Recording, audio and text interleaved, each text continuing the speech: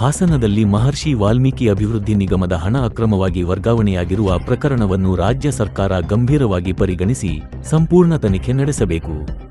ಪ್ರಕರಣದ ನೈತಿಕ ಹೊಣೆ ಹೊತ್ತು ಸಚಿವ ನಾಗೇಂದ್ರ ಅವರು ರಾಜೀನಾಮೆ ನೀಡಬೇಕು ಎಂದು ಆಗ್ರಹಿಸಿ ಬಿಜೆಪಿ ವತಿಯಿಂದ ಬುಧವಾರ ಹಾಸನದಲ್ಲಿ ಬೃಹತ್ ಧರಣಿ ಪ್ರತಿಭಟನೆ ನಡೆಸಲಾಯಿತು. ಜಿಲ್ಲಾಧಿಕಾರಿ ಕಚೇರಿ ಆವರಣದಲ್ಲಿ ಟೆಂಟ್ ಹಾಕಿ ಬೆಳಗ್ಗೆಯಿಂದ ಸಂಜೆವರೆಗೆ ಧರಣಿ ನಡೆಸಿದ ಬಿಜೆಪಿ ಮುಖಂಡರು ಹಾಗೂ ಕಾರ್ಯಕರ್ತರು ಸರ್ಕಾರದ ವಿರುದ್ಧ ಘೋಷಣೆಗಳನ್ನು ಕೂಗಿ ಆಕ್ರೋಶ ವ್ಯಕ್ತಪಡಿಸಿದರು. ಇದೇ ಸಂದರ್ಭದಲ್ಲಿ ಇತ್ತೀಚೆಗೆ ನಿಧನರಾದ ಮಾಜಿ ಸಚಿವ ನಾಗೇಶ್ ಅವರಿಗೆ ಶ್ರದ್ಧಾಂಜಲಿ ಸಲ್ಲಿಸಿ ಅವರ ಸಾರ್ವಜನಿಕ ಸೇವೆಯನ್ನು ಸ್ಮರಿಸಲಾಯಿತು. ಧರಣಿಯನ್ನುದ್ದೇಶಿಸಿ ಬಿಜೆಪಿ ಜಿಲ್ಲಾಧ್ಯಕ್ಷ ಸಿದ್ದೇಶ್ ನಾಗೇಂದ್ರ ಮಾತನಾಡಿ, ವಾಲ್ಮೀಕಿ ನಿಗಮದ ಹಣದ ಅಕ್ರಮ ವರ್ಗಾವಣೆ ಕೇವಲ ಹಣಕಾಸಿನ ವ್ಯವಹಾರದ ವಿಚಾರವಲ್ಲ. ಬಡವರು ಮತ್ತು ಹಿಂದುಳಿದ ಸಮುದಾಯಗಳ ಅಭಿವೃದ್ಧಿಗೆ ಮೀಸಲಾಗಿದ್ದ ಹಣವನ್ನು ದುರ್ಬಳಕೆ ಮಾಡಿರುವ ಆರೋಪವಾಗಿರುವುದರಿಂದ ಸರ್ಕಾರ ಇದನ್ನು ಅತ್ಯಂತ ಗಂಭೀರವಾಗಿ ಪರಿಗಣಿಸಬೇಕು ಎಂದು ಒತ್ತಾಯಿಸಿದರು. ನಿಗಮದ ಹಣವನ್ನು ಬೇರೆ ರಾಜ್ಯಗಳಲ್ಲಿನ ಬ್ಯಾಂಕ್ ಖಾತೆಗಳಿಗೆ ವರ್ಗಾಯಿಸಲಾಗಿದೆ ಎಂಬ ಆರೋಪಗಳು ಕೇಳಿಬಂದಿವೆ. ವಿಶೇಷವಾಗಿ ತೆಲಂಗಾಣದ ವಿವಿಧ ಬ್ಯಾಂಕ್ಗಳಲ್ಲಿ ಹಣ ಇಡಲಾಗಿದೆ ಎಂಬ ಆರೋಪದ ಕುರಿತು ಸಮಗ್ರ ತನಿಖೆ ನಡೆಯಬೇಕು. ಹಣದ ವರ್ಗಾವಣೆ, ಖಾತೆಗಳ ನಿರ್ವಹಣೆ ಹಾಗೂ ಅದರಲ್ಲಿ ಭಾಗಿಯಾಗಿರುವ ವ್ಯಕ್ತಿಗಳು ಮತ್ತು ಅಧಿಕಾರಿಗಳ ಪಾತ್ರವನ್ನು ತನಿಖಾ ಸಂಸ್ಥೆಗಳು ಬಹಿರಂಗಪಡಿಸಬೇಕು ಎಂದು ಆಗ್ರಹಿಸಿದರು. ವಾಲ್ಮೀಕಿ ನಿಗಮದ ಹಣದ ಅಕ್ರಮ ವರ್ಗಾವಣೆ ಪ್ರಕರಣದಲ್ಲಿ ತನಿಖಾ ಸಂಸ್ಥೆಗಳು ಈಗಾಗಲೇ ಕ್ರಮ ಕೈಗೊಂಡಿದ್ದು, ಹಣವನ್ನು ವಶಪಡಿಸಿಕೊಂಡಿರುವ ವಿಚಾರವು ಸಾರ್ವಜನಿಕವಾಗಿ ಚರ್ಚೆಯಾಗಿದೆ.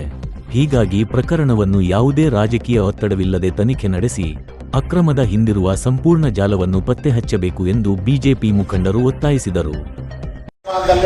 ಯಾವ ರೀತಿ ಸದ್ಬಳಕೆ ಮಾಡ್ಕೋಬೇಕು ಅಂತ ಒಂದು ಹುನ್ನಾರವನ್ನ ಮಾಡಿ ವಿಶೇಷವಾಗಿ ಅಕೌಂಟ್ ಅನ್ನ ಓಪನ್ ಮಾಡಿಕೊಂಡು ಆ ಅಕೌಂಟ್ಗೆ ನೇರವಾಗಿ ವಾಲ್ಮೀಕಿ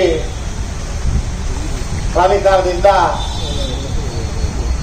ಅದಕ್ಕೆ ವರ್ಗಾವಣೆ ಮಾಡಿ ಇವತ್ತು ಅಲ್ಲಿಂದ ಆವತ್ತು ನಡೆದಿರ್ತಕ್ಕಂಥ ಸಾರ್ವತ್ರಿಕ ಚುನಾವಣೆಯಲ್ಲಿ ಅದನ್ನ ದುರ್ಬಳಕೆ ಮಾಡಿದಂಥದ್ದು ಪ್ರಕರಣ ಆಗಲೇ ತಮ್ಮೆಲ್ಲರಿಗೂ ಗೊತ್ತಿರುವಂಥ ಸತ್ಯ. ತದನಂತರ ಅವತ್ತಿನ ಅಂದಿನ ಮುಖ್ಯಮಂತ್ರಿಗಳಾಗಿರ್ತಕ್ಕಂಥ ಶ್ರೀ ಸಿದ್ದರಾಮಯ್ಯ ಸಾಹೇಬರು ಸದನದಲ್ಲೇ ಒಪ್ಕೊಂಡಿದ್ದಾರೆ.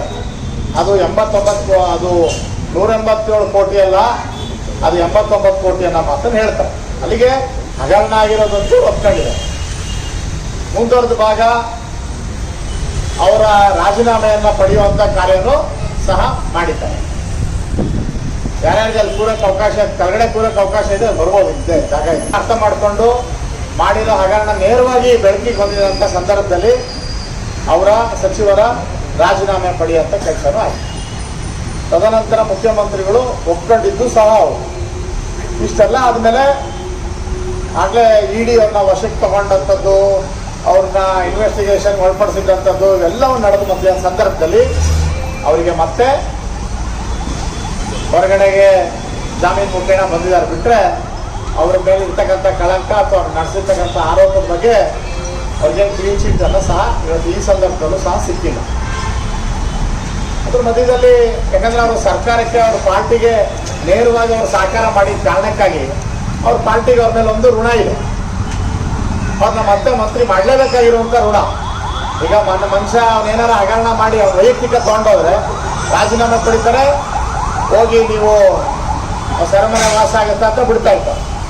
ಆದರೆ ಇದರಲ್ಲಿ ಏನಾಗಿದೆ, ಕಾಂಗ್ರೆಸ್ ಪಾರ್ಟಿನೇ ಅದರ ಮೊದಲನೇ ಫಲಾನುಭವಿ. ಆ ನಿಟ್ಟಲ್ಲಿ ಅವ್ರು ಏನು ಮಾಡ್ಕೊಂಡಿದ್ದಾರೆ, ಅವರನ್ನ ಜೊತೆ ಒಳಗೆ ಇಟ್ಕೊಳ್ಳೇಬೇಕಾಗಿರೋಂಥ ಅನಿವಾರ್ಯತೆ. ಅದನ್ನೆಲ್ಲ ಬಳ್ಳಾರಿ ಒಂದೇ ಅಲ್ಲ, ಅವತ್ತಿನ ನಡೆದಿರ್ತಕ್ಕಂಥ ತೆಲಂಗಾಣ ಎಲೆಕ್ಷನ್ನು, ಆಂಧ್ರ ಪ್ರದೇಶ, ಮದ್ಯವನ್ನ ಅಂದ್ರೆ ಆಲ್ಕೋಹಾಲ್ ಪರ್ಚೇಸ್ ಮಾಡಿರುವಂತ ನೇರ ಬಿಲ್ಗಳು MRPL ಸ್ಟೋರ್ಸ್ ಅಲ್ಲಿ